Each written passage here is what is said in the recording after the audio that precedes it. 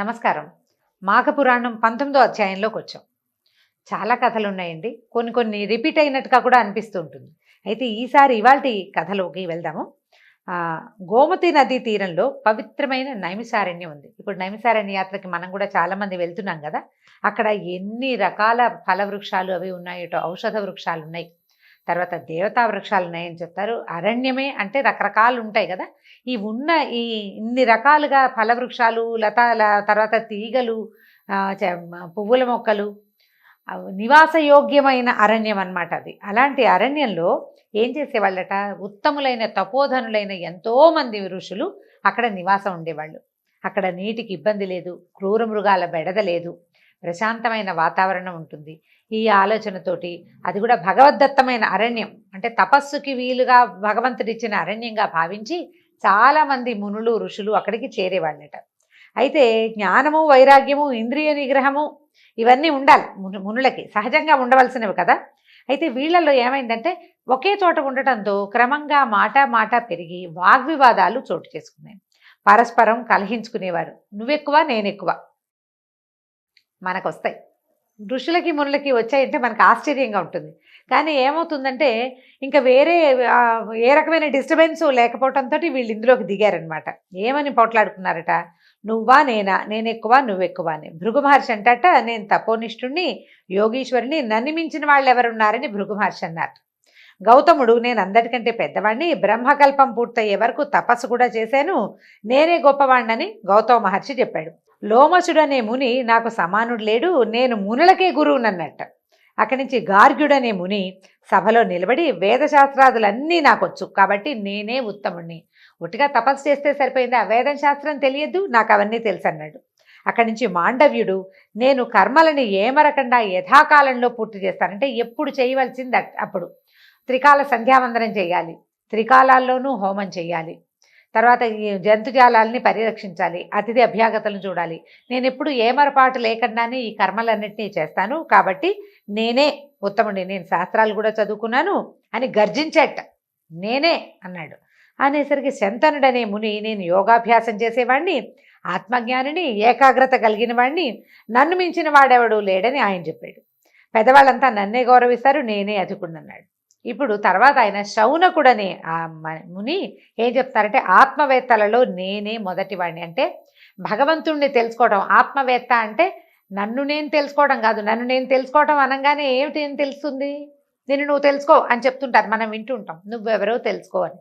నువ్వెవరో అంటే నేనెవరిని, నేను కిందటి జన్మలో ఫలానవాణ్ణి, ఆ కిందటి జన్మలో ఇంకేమన్నో అని చెప్పడం కాదు. నేను భగవంతుని తాలూకు ఒక ప్రతిరూపాన్ని.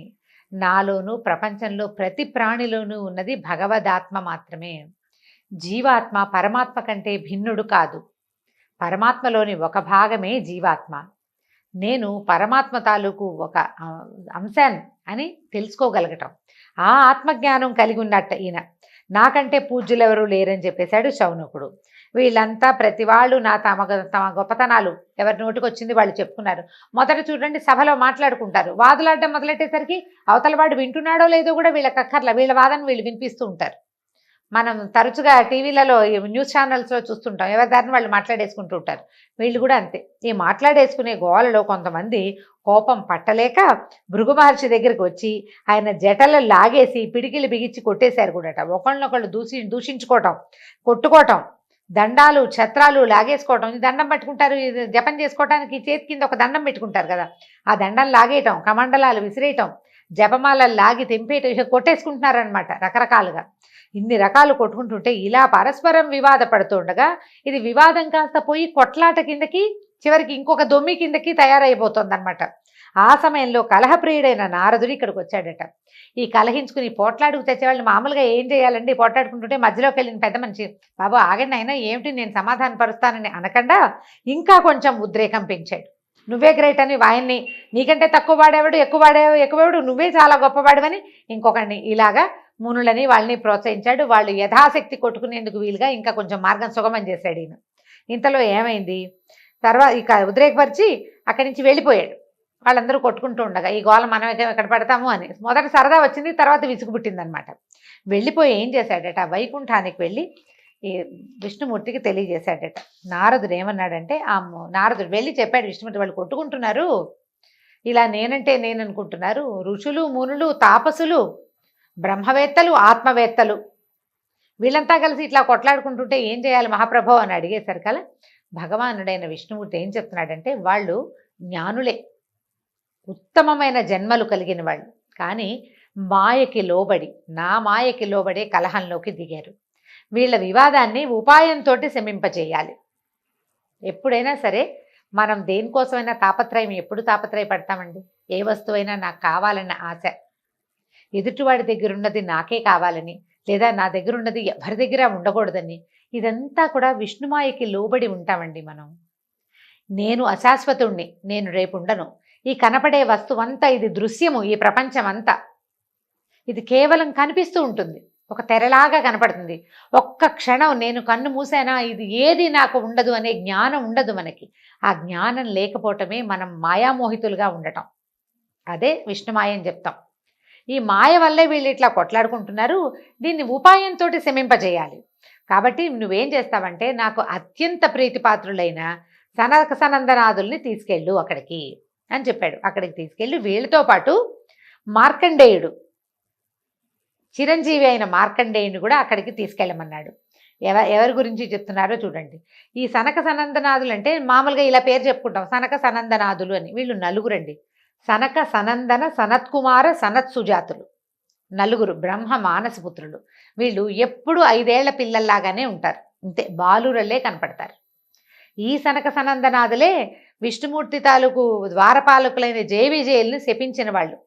స్వామి సేవకి దూరం అవ్వండని శపించింది వీళ్ళేనమాట. నిరంతరము విష్ణునామ జపమే చేస్తారు. సనక సనందులు అత్యద్భుతమైన ఋషులలో అగ్రగణ్యులు అనమాట. చిన్నపిల్లలుగానే ఉంటారు. వీళ్ళతో పాటు ఎవరిని తీసుకెళ్ళమంటున్నారు? మార్కండేయుడిని. ఈ మార్కండేయుడికి ఏమిటి, వృద్ధుడు, బుద్ధిశాలి, దానికి తోడు ఇతను ఏంటంటే 7 మహాకల్పాలు జీవించి ఉంటాడు అతను. అతన్ని తీసుకెళ్ళి వాళ్ళ దగ్గరికి తీసుకెళ్ళి మొదట మార్కండేయుడు వస్తాడు, తర్వాత సనక సనందనాదుల్ని ప్రవేశపెట్టు, ఏం జరుగుతుందో చూడు, వీళ్ళేం మాట్లాడతారో వాళ్ళు ఎలా సమాధాన పడతారో చూడమని చెప్పేశారు కదా. సరే, ఈయన ఏం చేశారు, ఈ మార్కండేయుడికి చెప్పారు, కబురు చేశారు, నువ్వు వివాదపడుతున్నారు నైమిషారణ్యంలో మునులు, అక్కడికి వెళ్ళమన్నారు. వెళ్ళేసరికల్లా కొత్తగా అప్పుడే వచ్చినటువంటి మార్కండేయ మహర్షిని చూడంగానే మునులు ఈ పోట్లాటలు అవి మానుకుని వివాదం ఆపారన్నమాట. కొద్దిగా అప్పటి మామూలుగా ఉంటుంటే చాలా మర్యాదగా చేసి ఓహోహో వచ్చారా అని సంతోషపడేవాళ్ళు. వాళ్ళు కొట్లాడుకుంటూ ఉండగా ఎవరైనా వచ్చారనుకోండి తబ్బిబ్బి పడిపోతారు. తడబాటుగా అస్పష్టమైన మాటలతోటి ఎట్లాగొట్లా ఆయన కొంచెం గౌరవం చూపించారంటే పెద్దవాడిని గౌరవించారనమాట. సరే, వివాదాన్ని ఆపారు. కుశల ప్రశ్నలు అవి అడిగేసరికి ఈయన కూడా ఒక్కొక్కళ్ళని పేరుతోటి, నాయన బాగున్నావా, గౌతమ బాగున్నావా, భృగు మహర్షి తమరు కులాసానా అని ఇట్లా ఒక్కొక్కళ్ళని పేరున వాళ్ళ తాలూకు కుశల ప్రశ్నాధికాలు అడిగి కొద్దిగా తాత్కాలికంగా శాంతపరిచారు.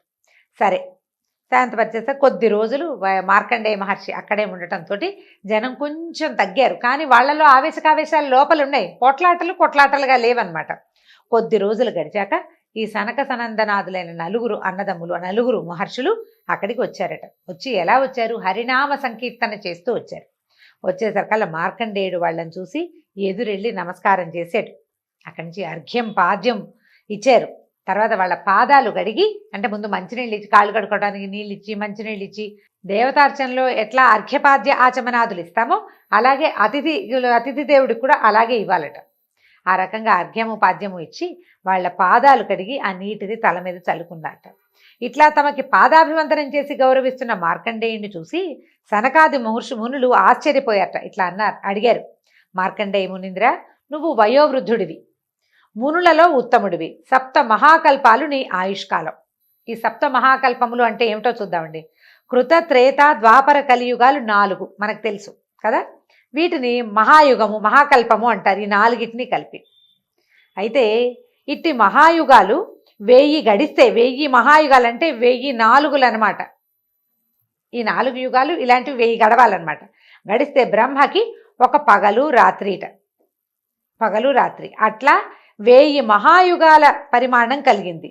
ఇట్టి 360 దినాలు బ్రహ్మకి 1 సంవత్సరం. ఎంత పెద్ద కాలం అండి. అక్కడి నుంచి ఇలాంటి 100 సంవత్సరాలు బ్రహ్మకు ఆయుష్కాలం. దీన్ని మహాకల్పము అంటారు. మహాయుగం నుంచి మహాకల్పము అంటారు. ఇలాంటివి 7 మహాకల్పాలు మార్కండేయ మహర్షికి ఆయుర్దాయం ఇచ్చాడు పరమేశ్వరుడు. అంటే మార్కండేయుడు నిలిచి ఉంటాడు, బ్రహ్మ అంతరించిపోతాడు, మళ్ళీ సృష్టి మొదలవుతుంది. అట్లా 7 సార్లు బ్రహ్మలు అంతరిస్తే గాని మార్కండేయుడు అప్పటి వరకు చిరాయువుగా ఉంటాడు. అలాంటి వాడివి నువ్వు బాలురమైన మాకెందుకు నమస్కరిస్తున్నావు? మా పాదోదకాన్ని నెత్తిమి చల్లుకుంటున్నావు ఏమిటయ్యా? వృద్ధులు బాలురులకు నమస్కరించడం కానీ ఎదురు వెళ్ళటం కానీ పనికిరాదని శృతివాక్యం ఉంది కదా, మేము 5 ఏళ్ల వాళ్ళమే కదా ఇంత చేసి అని అడిగారు. ఇంత గొప్పవాళ్ళు బ్రహ్మమానస పుత్రులైన వాళ్ళు మహర్షిని గౌరవించిన విధానం చూడండి. మాకేమని అనుకోవట్లా, మేము బ్రహ్మమానస పుత్రులు నిరంతరం విష్ణు సాన్నిధ్యంలో ఉంటామని భావించట్లా.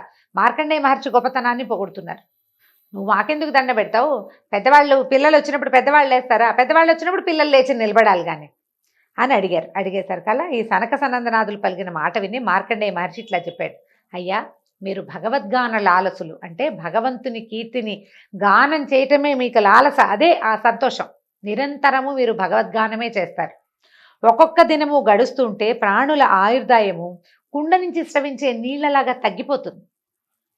మానవుల పని అంతే కదా. అయితే ఇందులో అసత్యం లేదు. 21 కల్పాలు జీవించినా కూడా మృత్యువు తప్పదు. నేను 7 మహాకల్పాలు ఉంటాను అనుకోండి, అయినా మృత్యు ఉందిగా నాకు. 7 మహాకల్పాల తర్వాత మృత్యువు తప్పదు. ఇందులో ఏమీ అసత్యం లేదు, సర్వం సత్యం. అంతే, మృత్యువు తప్పదు. అయితే ఎక్కువ వయసు ఉండటం వల్ల ప్రయోజనం ఏమిటి? వేదశాస్త్రాలను చదవటం చేత లాభం ఏమిటి? యోగాన్ని పాటించడంతో ఉపయోగం ఏమిటి? వాటి వల్ల ఏం ఉపయోగం లేదు. ఎందుకో చెప్తున్నాడు. ఎందుకు లేదండి అని అడగండి. కన్క్లూడింగ్ పాయింట్ ఇంకొకటి ఉంది. తపస్సు చేత కర్మానుష్ఠానం చేత ప్రయోజనం ఏముంది? జ్ఞానహీనుడు చిరంజీవి అయినచో వచ్చిన ప్రయోజనం ఏముంది? నిరర్థకంగా కాలం గడపడం చేత దుష్టుల యొక్క జీవనం గడిచిపోతూ ఉంటుంది. జ్ఞానాన్ని సంపాదించేవాడే వాడే గొప్పవాడు. వ్యర్థంగా అజ్ఞానిగా ఎక్కువ కాలం గడిపిన వాడి గొప్పతనం ఏముంది? మనం అనుకుంటాం చూడండి, తెలుగు సామెత, కలకాలం కాకిలా బతికే కంటే 4 కాలాలు హంసలా బతికినా చాలు అని. 4 రోజులు హంసలా జీవితం ఉన్నా చాలు, కాకి బతికొద్దు మనకని. ఈయన కూడా అదే చెప్తున్నారు. వినాశకాలము దాపురించినప్పుడు ప్రాణిలోకం అంటే జనాలు భయాన్ని పొంది తాను చేసిన కర్మఫలాన్ని అనుభవించి మళ్ళీ జన్మిస్తాడు. అంటే మనకి మరణాసన్నం అయ్యేసరికల్లా భయం వేస్తుంది మనకి మృత్యువు పట్ల. అమ్మయ్య పోతున్నావు హాయిగా ఉందని అనుకుంటామండి, అలా అనిపించదు. అమ్మో చచ్చిపోతున్నామే అని భయం వేస్తుంది. భయం వేసిన కొద్దీ మన కర్మ దుర్విపాకం పెరిగిపోతూ ఉంటుంది. మళ్ళీ పుడతాం, మళ్ళీ పుడుతుంటారు. నిత్యము కాని దేహంతో విష్ణు కథా ప్రసంగము చేయువాని బతుకే సార్థకమైనది. అతి తాత్కాలికమైన మానవ జీవితం, అది ఎప్పుడు వెళ్ళిపోతుందో తెలియదు. ఇప్పుడు సార్థకంగా ఎవడుంటాడు? ఎవడైతే విష్ణు కథా ప్రసంగం చేస్తాడో, విష్ణు కథా గానం చేస్తాడో వాడు కదా గొప్పవాడు. సనక సనందనాథులు నిత్యము విష్ణుగానం చేసేవాళ్ళు. మహాత్ములైన సనక సనందన సనత్కుమార సుజాతులారా, మీరు నిరంతరము విష్ణు కథా ప్రసంగం చేయువారు, నిత్యము ఆయన్ని తలచి నమస్కరిస్తారు. శ్రీహరి ఎల్లప్పుడూ మీ హృదయ పద్మాల్లోనే నివసించి ఉంటాడు. మేము క్షణకాలమైన విష్ణువుని స్మరింపం. విష్ణు శ్రీహరి ప్రసంగాలను కూడా చేయము. విష్ణు కథని మానినవాడు ఎంత వృద్ధుడైనా వాడు బాలుడే. విష్ణువుని భగవంతుడిని తలుచుకోమని వాడు అంటే ఇక్కడ విష్ణువు అనగానే విష్ణుమూర్తి అని భావన పెట్టుకోకండి. భగవంతుడు మనని సృష్టించిన శక్తి, మనని నడిపించే శక్తి, ఏదైతే చరాచర సృష్టి ఈ జగత్తు మొత్తాన్ని కదుపుతుందో ఆ శక్తిని గురించిన ధ్యానము గమనము లేనివాడు ఎంత వృద్ధుడైనా బాలుడే. ఇదంతా నా ప్రతాపం అనుకుంటే నువ్వు ఒకరోజు పిల్లవాడి కింద లెక్క. వాడికి ఏడవటం ఒకటే వచ్చు, ఇంకేం రాదు కదండి. ఒకరోజు పిల్లాడికి, పుట్టినవాడికి ఏమొచ్చు? బారమంది ఈ ప్రపంచాన్ని చూసి ఏడవటం వచ్చు. నీకు 100 ఏళ్ళు వచ్చినా నువ్వు ఆ పిల్లాడితోటే సమానం. ఎందుకంటే నీకే జ్ఞానం లేదు. ఏడవటం తప్పిస్తే నీకు ఇంకేం రాదు. ఆ 7 పిల్లాడు ఎందుకు ఏడుస్తాడు? నన్ను పట్టించుకోండి అని ఏడుస్తాడు. సెల్ఫ్ కోసం, తన కోసం ఏడుస్తాడు. నన్ను ఎవరైనా ఎత్తుకోండి, నాకు ఆహారం ఇవ్వండి, నన్ను రక్షించండి అని ఏడుస్తాడు పసిబిడ్డ.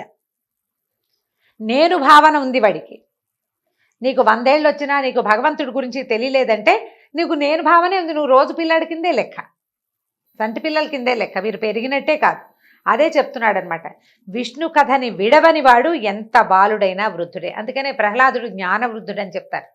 చిన్నప్పుడే భగవంతుడిని సాక్షాత్కరింపజేసుకోగలిగాడు. భగవంతుడు ఒక అవతారం ఎత్తేందుకు కారణమయ్యాడు. విష్ణు కథ మానని ప్రహ్లాదుడు. అయితే హరి ప్రసంగము లేని వారు ఎంత వృద్ధులైనా బాలుడే కావున మాకంటే మీరే గొప్పవారు నాయనా అని మార్కండేయ మహర్షి సమాధానం చెప్పాడు.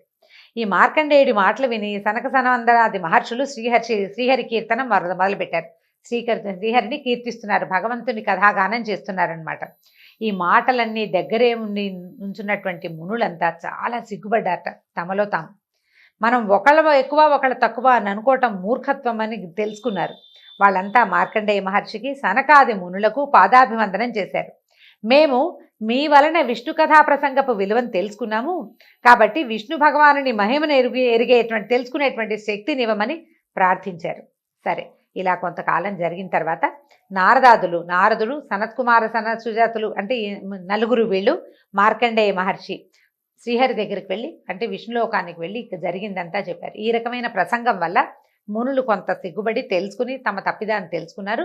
తమ చేసే క్రియాకలాపంతో పాటు ఈ విష్ణు కథాగానాన్ని కూడా భగవత్ కథాగానాన్ని కూడా తమ చర్యల్లో భాగం చేసుకున్నారని చెప్పారు. అప్పుడు ఏం చేశారట, శ్రీహరి వ్యాస మహర్షి రూపమున సూతునకు సర్వశ్రుతుల జ్ఞానాన్ని బోధించారు. ఆ తర్వాత భగవంతుడైనటువంటి విష్ణుమూర్తి ఏం చేశారట, వ్యాస మహర్షి రూపంలో సూత మహామునికి మొత్తం సర్వపురాణ జ్ఞానాన్ని సర్వ వేదసారాన్ని బోధించేశారు కదా. సూతుని వలన మునులు మొదలైన వారంతా శృతుల సారాన్ని తెలుసుకున్నారు. ఆ సూత మహాముని వల్లే మునులందరూ వేదంలో ఏం చెప్పబడింది, భగవత్ సంబంధమైన వ్యవహారం అసలు ఏమిటి, పురాణం భగవంతుడు ఏ రూపాల్లో ఎలా ఉన్నాడు, మానవులు ఎలాంటి తప్పిదాలు చేస్తారు, ఏ తప్పిదాలు చేసిన వాడైనా ఎలాంటి పుణ్యకార్యాల వల్ల స్వర్గాది లోకాల్ని పొందగలుగుతాడు తదితరమైన విషయాలన్నీ కూడా సూత మహాముని వల్లే తెలుసుకున్నారు మునులంతా. సూతుడు చూడండి, ప్రతి కథలోనూ సూత మహాముని మునులకు చెప్పాడు అనే చెప్తారు. ఈ సూత మహామునికి ఎవరు చెప్పారు, వ్యాస మహర్షి చెప్పారు. వ్యాసుల వారు ఎవరు, సాక్షాత్ విష్ణుమూర్తి. ఆయనే ఈ రూపం దాల్చి ప్రపంచానికి ఈ మేలు చేశాడు భగవంతుడే. అయితే శౌనకుడు మొదలైన మునులంతా అహంకారము మొదలైన మనోవికారాలని వదిలిపెట్టి ప్రశాంత చిత్తులై పరమేశ్వర జ్ఞానము పరమేశ్వర చింతనము కలిగి ఉండేది. హారకేయూరాది భూషణాలు తమ విభిన్న రూపాలని పొందినా కూడా కరిగిపోయి తుదకి తమ మూలధాతువైన సువర్ణముగా అయినట్లుగా. ఎంత పెద్ద వాక్యం ఉందో చూడండి. మీరు ఎన్ని రకాల నగలైనా పెట్టండి, కరిగిస్తే అందులోంచి వచ్చేది బంగారమే కదా.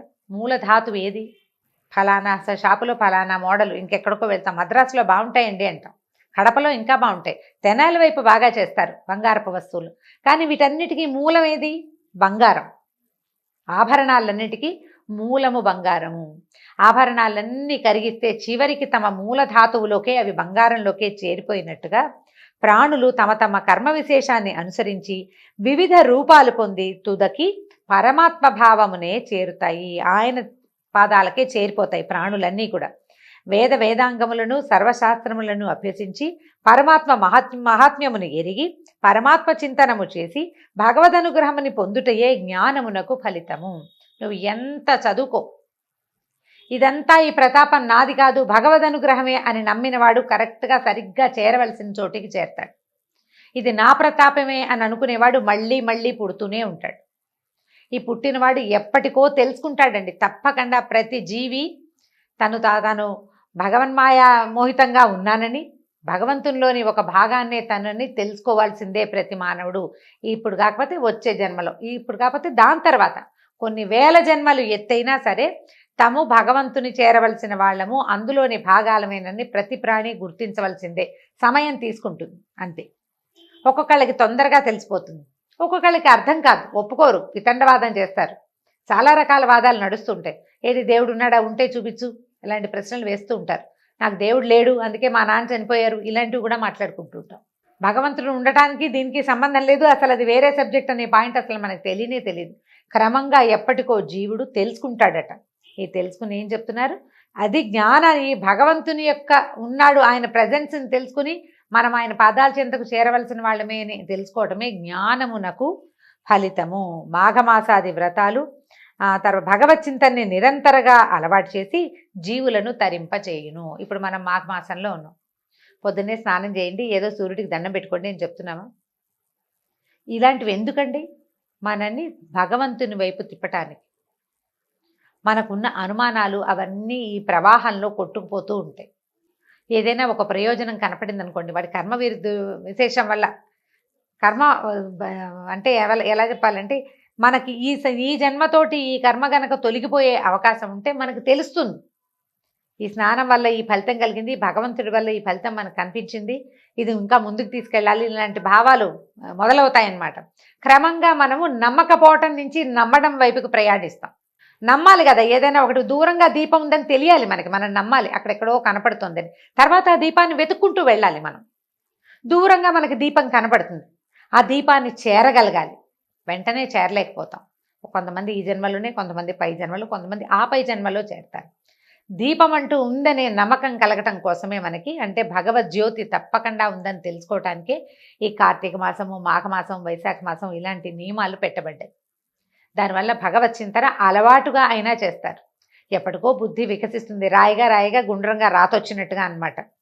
అయితే ఇది జీవికి అలవాటు చేయాలి. మాఘమాస వ్రతాచరణ భగవత్ చింతనాన్ని జీవికి అలవాటు చేస్తాయి. అట్టి చింతనం వల్ల ప్రాణి ఇహలోక సుఖాలను, పరలోకమును, దుష్కర్మ క్షయమును, సత్కర్మ ఆచరణ ఫలితాన్ని పొంది భవసాగరాన్ని తరించును. జీవలోకం తాలూకు కష్టాన్ని, భవసాగరం అంటే ప్రస్తుతం మనం నడుస్తున్నదనమాట, ఈ సాగరాన్ని, ఈ సంసార సాగరాన్ని దాటి వెళ్ళిపోతాడు. తరించటం అంటే దాటగలుగుతాడనమాట. మునుల అహంకారమును మార్కండేయముని వినయ వివేకములను, సనక సనందనాథుల మహాత్మ్యమును గురించి పరిశీలించి ప్రాణి వినయమును, భగవచ్చింతనమును, జ్ఞానఫలములను ఎరిగి తెలుసుకుని భవసాగరాన్ని దాటవలనను సుమా అని సూతమహాముని మిగిలిన మునులకి చెప్తున్నారనమాట. ఈయన ఎలా చెప్పాడు? మార్కండేయుడు శతాధిక వృద్ధుడు, అప్పటికి చాలా వృద్ధుడు ఆయన. ఎన్ని కల్పాలో దాటాలి, కానీ తమ భగవచ్చింతన చేసేవాడి పాదాలని పట్టుకోవాలి ప్రతివాడు అనే మాటని మిగిలిన మునులకి తెలియజేశారు. భగవచ్చింతనే చాలా ముఖ్యమైందని మార్కండేయ మహాముని తెలియజేశాడు. అదే మనం కూడా తెలుసుకోవాల్సిన విషయం.